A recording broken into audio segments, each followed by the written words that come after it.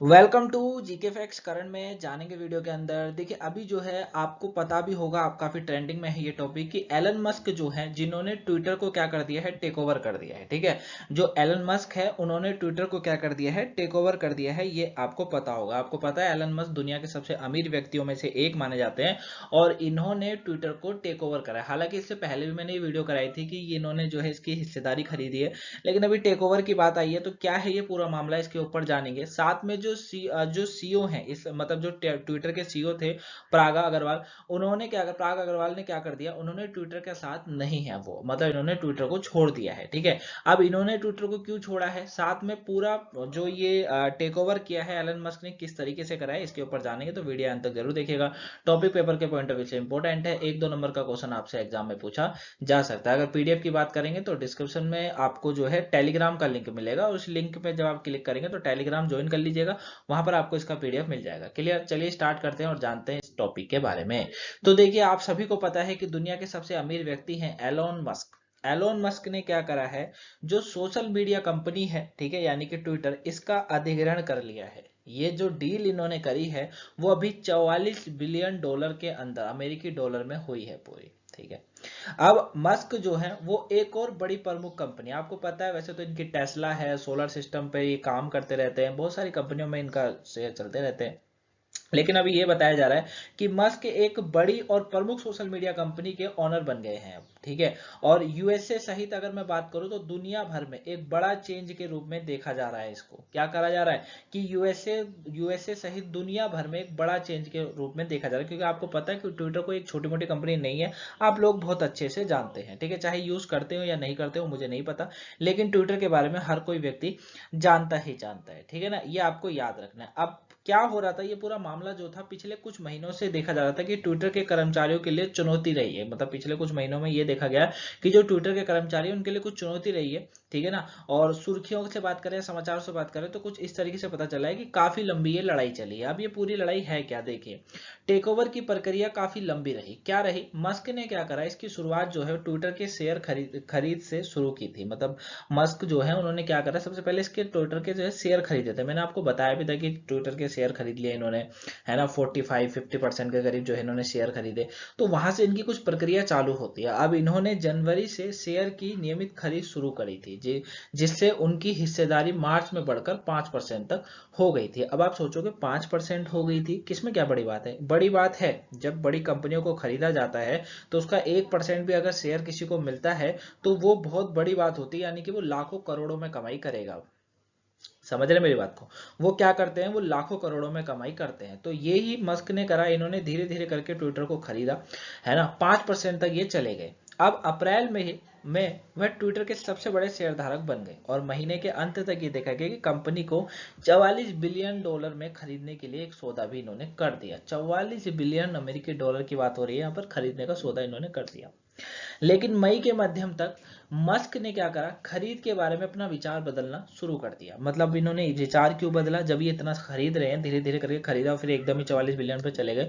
फिर इन्होंने ऐसा क्यों करा, क्योंकि इनके पीछे इन्होंने ट्वीट पर फेक अकाउंट का हवाला दिया था। इन्होंने कहा कि ट्विटर के अंदर फेक अकाउंट का कार्यक्रम ज्यादा है तो इसलिए मैं नहीं खरीद रहा हूँ। तो ट्विटर को दावों से जो है अधिक थी, मतलब जो ट्विटर के दावों से अधिक था। ठीक है, अब इन्होंने क्या करा आगे, इन कहते हैं कि इन्होंने स्पैम खातों का साफ करने और मंच को मुक्त भाषण के स्थान के रूप में संरक्षित करने की योजना बनाई है। मतलब इन्होंने क्या करा है, आपको पता है चाहे ट्विटर हो, फेसबुक हो, इंस्टाग्राम हो, आपका यूट्यूब हो, ये सारे जो ऑनलाइन प्लेटफॉर्म है, यहाँ पर आपको अच्छी चीजें भी मिलेंगी तो आपको भर भर के बुरी चीजें भी मिलती हैं। ठीक है, अब टीवी और यूट्यूब में क्या फर्क है, अगर मैं आपको टीवी और यूट्यूब में बताऊं, यूट्यूब में आप वो चीजें देख सकते हो जो आप देखना चाहते हो, टीवी में आप वो चीज नहीं देख सकते, जो आपको दिखाया जा रहा है आपको वही देखना पड़ेगा।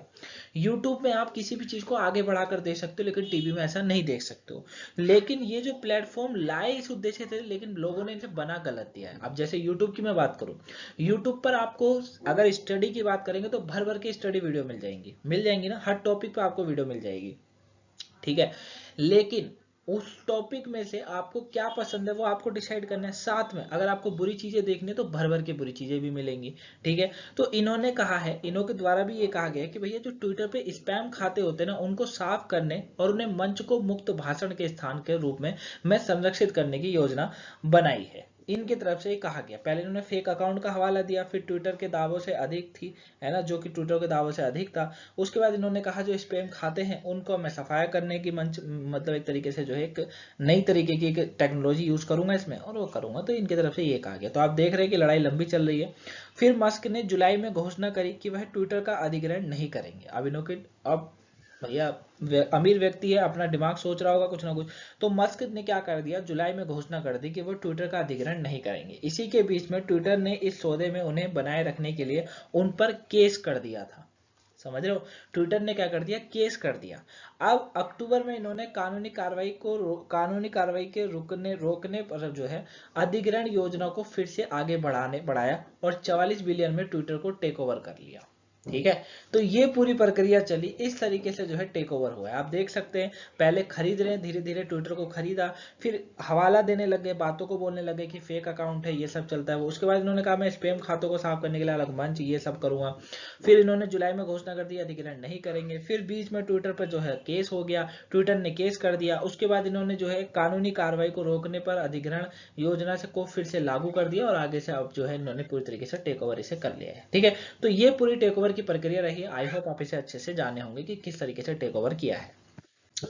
आगे इसमें सीओ है पराग अग्रवाल, उन्होंने अब ट्विटर के साथ नहीं है, वो अब ट्विटर के साथ नहीं है। तो आपको पता होगा कि अमेरिकी मीडिया रिपोर्ट के अनुसार ये बताया गया है कि कंपनी के मुख्य कार्यकारी जो है अग्रवाल जो साहब हैं, वो मुख्य वित्तीय अधिकारी नेट सहगल और फर्म की शीर्ष कानूनी और नीति कार्यकारी विजय गड्डे अब कंपनी के साथ नहीं है, ठीक है। यानी कि काफी लोग हैं जो इस कंपनी को छोड़ चुके हैं। अब यह अधिकारी जो है वो ट्विटर के साथ नहीं है। परागा जो है वो, अगर परागा अग्रवाल जो है भारतीय मूल के हैं और आईआईटी बॉम्बे के पढ़े हुए हैं।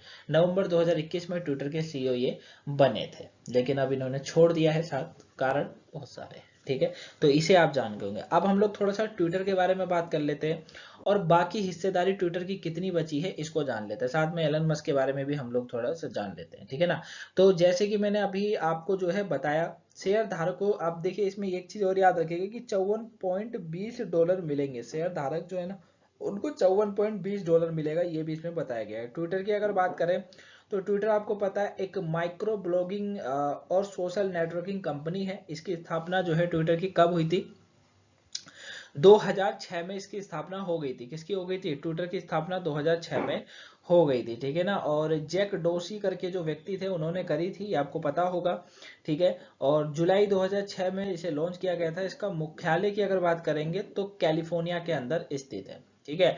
एलन मस्क की बात करें तो एलन मस्क आपको पता होगा, एलन मस्क जो है स्पेस एक्स के संस्थापक, टेस्ला के सीईओ, ठीक है। और भी बहुत कंपनियां हैं जो इनके काम करते हैं ये, ठीक है। एलन मस्क का जन्म जो है वो 28 जून 1971 को हुआ था, ठीक है। ये आपको इनके बारे में याद रखना। 1971 में इनका जन्म हुआ था। दक्षिण अफ्रीका की राजधानी है पिटोरिया के अंदर जो है इनका जन्म हुआ था, ठीक है ना।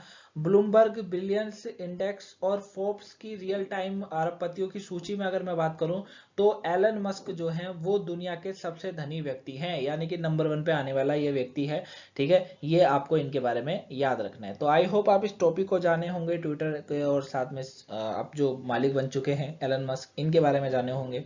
परागा अग्रवाल ने छोड़ दिया है, ये आप याद रखिएगा। अगला सीईओ कौन होगा ये देखने वाली बात होगी। मिलेंगे आपसे नेक्स्ट वीडियो में, यानी कि 7 बजे वाली वीडियो में। अगर कोई भी वीडियो आज की नहीं देखी, सुबह की वोकेबलरी हो गई हो तो उसे जरूर देख लीजिएगा, आपको पेपर के पॉइंट ऑफ व्यू से इंपॉर्टेंट है। मिलेंगे नेक्स्ट वीडियो में, तब तक के लिए thank you for watching guys, have a nice day, thanks for watching.